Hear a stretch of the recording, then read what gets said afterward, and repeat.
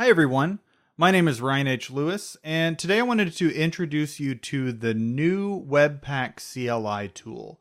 This is brand spanking new. It was just launched Monday of this week, and essentially the Webpack team is launching this new CLI in an effort to address some of the issues that a lot of beginners have had with Webpack. A lot of times someone new coming to Webpack can have trouble getting started with it in terms of concepts or even just getting a working Webpack config going. I know when I started with Webpack, I had the same issue, and I hear that from several of my peers. So with the launch of Webpack 2, the Webpack team decided to kind of attack this head on, and this new Webpack CLI is the result of this. Eventually they have plans to replace the existing Webpack CLI with this new Webpack CLI, but for now, this is an actual separate utility that you'll download and install. It comes with a couple new commands, the first being Webpack init. And this is sort of like npm init. Once you run it, it's going to ask you some questions based on your configuration that you're wanting, and then it will create a Webpack config.js file for you. Next is Webpack migrate.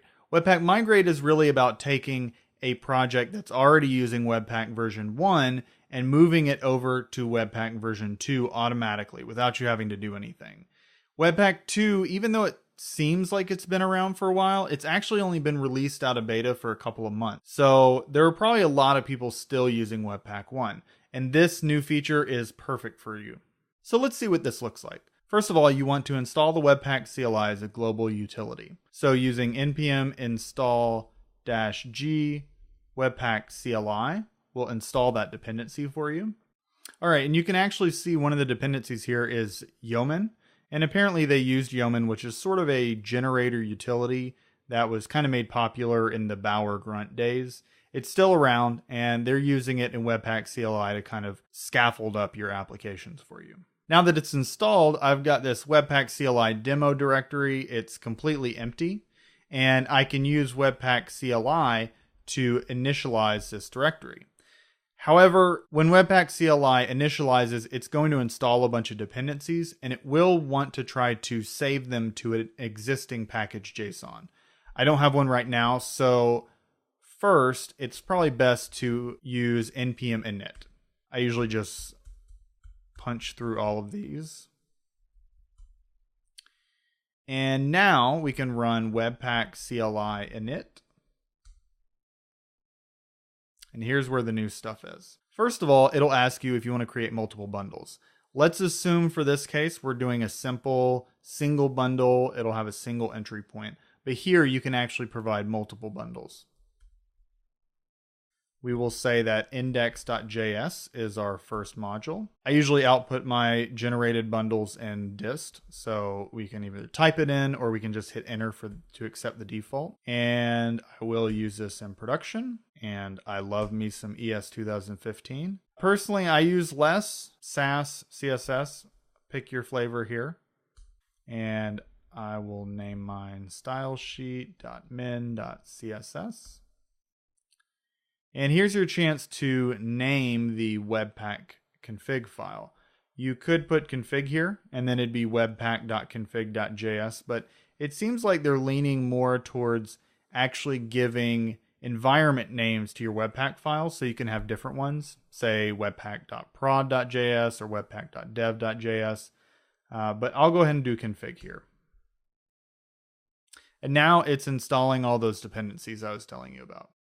And there we go. It looks like it's been created, and we'll ls and we'll see the webpack config.js right there.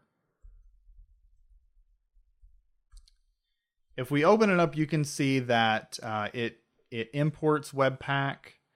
It adds a few plugins for us like Uglify, and it's installing Uglify because we said we were going to use this in production.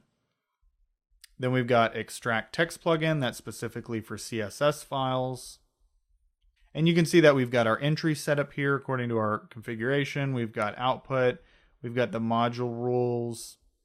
The loaders are already in there with Babel. It's pretty cool. It's got all the parts that you would need, and apologies for the bad formatting in Vim. But it's got kind of everything you would need to get started. And if I already had an index.js JavaScript file in here, then I could use that and start bundling my packages immediately using this Webpack config file. The other really nice thing is that since it's a global utility, let's say you've got some project and you've already got some things going on, you realize, hey, I need to start using Webpack for this.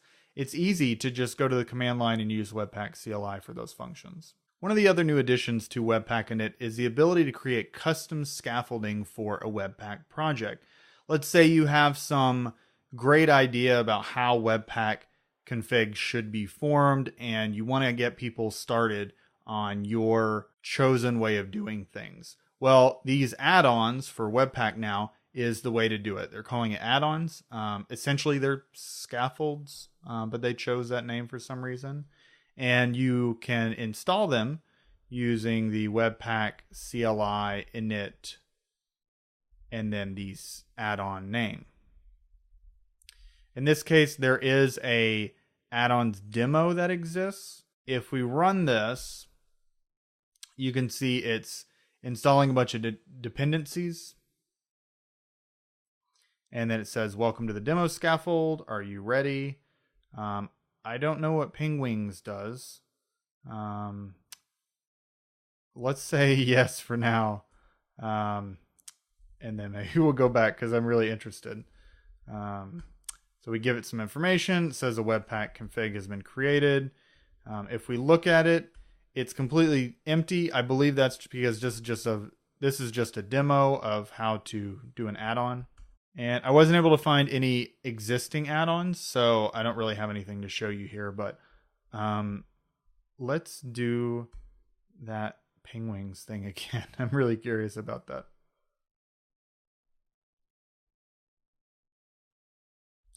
All right, I'm hitting Pingwings. Okay, I don't know what that means. All right. Oh, Pingwings. Okay. Well, let's see what that looks like. All right, so that looks a lot more like a Webpack config. So it looks like it's just an example giving you different kind of options. If you write an add-on, you're able to let people choose these things. Now with Webpack Migrate, this is the feature that's letting you take a Webpack version 1 config and migrate it to version 2. In here, I've got a version 1 config that was actually in the blog post where they talked about this feature. And I'm going to attempt to do the migration and we can see what that looks like. So if I do Webpack CLI migrate and then give it a path to the config file that you want to migrate, you can see that it's doing a couple checks. It's reading it, it's migrating the config from V1 to V2, and you can see the changes. The red changes are removals, the green changes are additions. And you can see one of the things that it's mostly picking up is some new options to pass in to plugins, as well as different property keys for loaders. If you're fine with the changes, you can hit yes. Well, looks like it couldn't find the module Webpack. I guess that's not installed here. Let's see if it did the change anyways. Yep, looks like it made the changes. And we've got the change to the module rules, and we've got the new plugin, basically everything we were seeing in that file.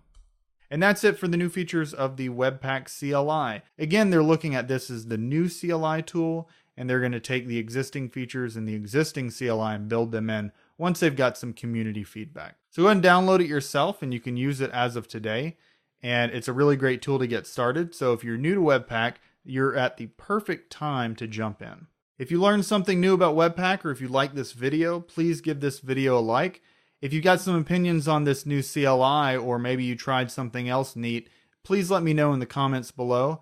And subscribe to my channel for more videos on Webpack, serverless AWS, Node, React, and more in the web ecosystem. Thank you all for watching, and I'll see you next time.